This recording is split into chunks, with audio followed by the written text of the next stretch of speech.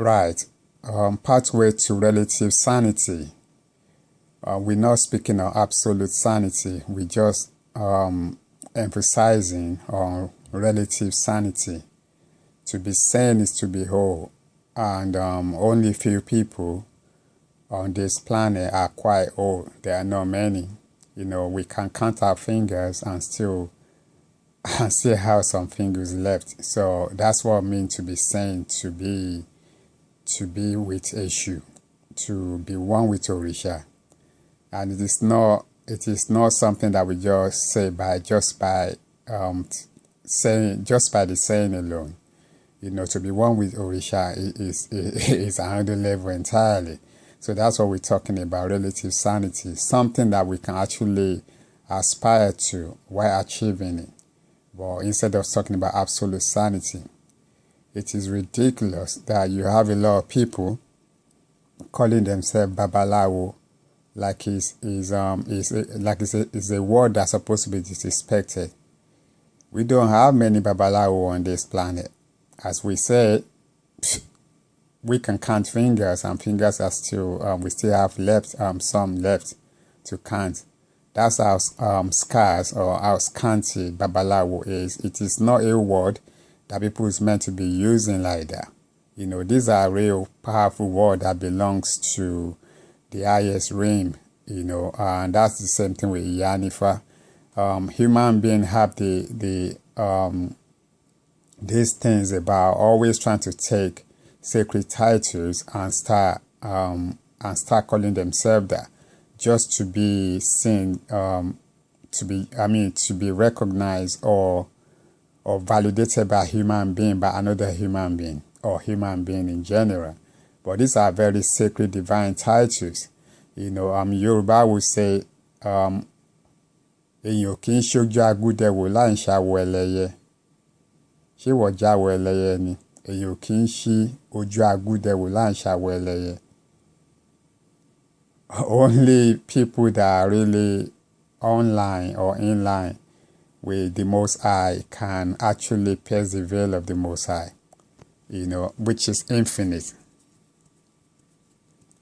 We're speaking on infinite possibilities there.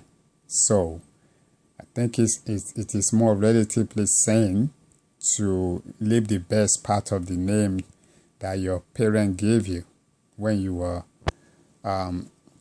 so-called being born.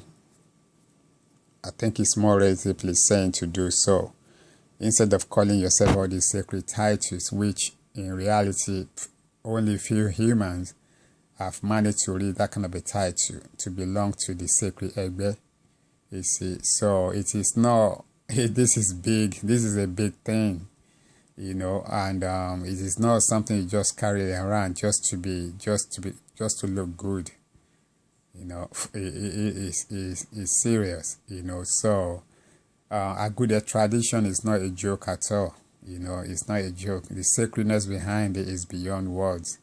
The divinity, the divineness beyond it is just beyond words.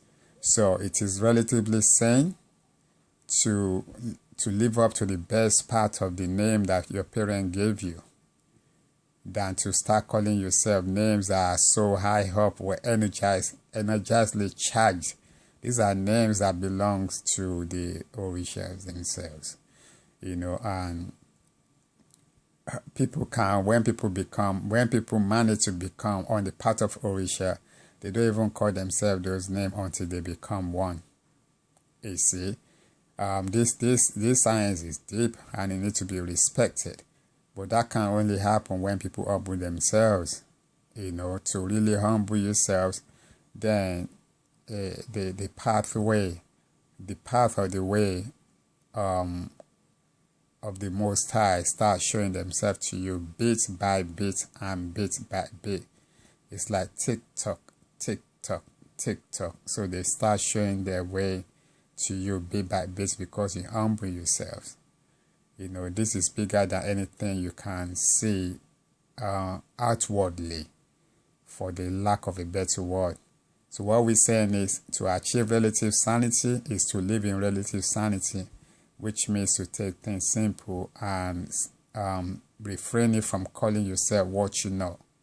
You know, just because you call yourself something doesn't mean you have to be. And the moment you actually do so, you need to, you better work towards that, because we're dealing with Agotun Orisha here. So, ènìyàn kì í ṣojú Agude wò láì kì í ṣàwò ẹlẹ́yẹ. A kì í ṣojú Agude wò láì kì í ṣàwò ẹlẹ́yẹ. So, be sane, especially be relatively sane. From being relatively sane, we can start thinking about absolute sanity. But we need to get to the relative aspect for which links everybody together. Then we cannot go to the absolute, which is another level. Peace, love, strength, happiness, wealth. Orisha, Orisha, Orisha.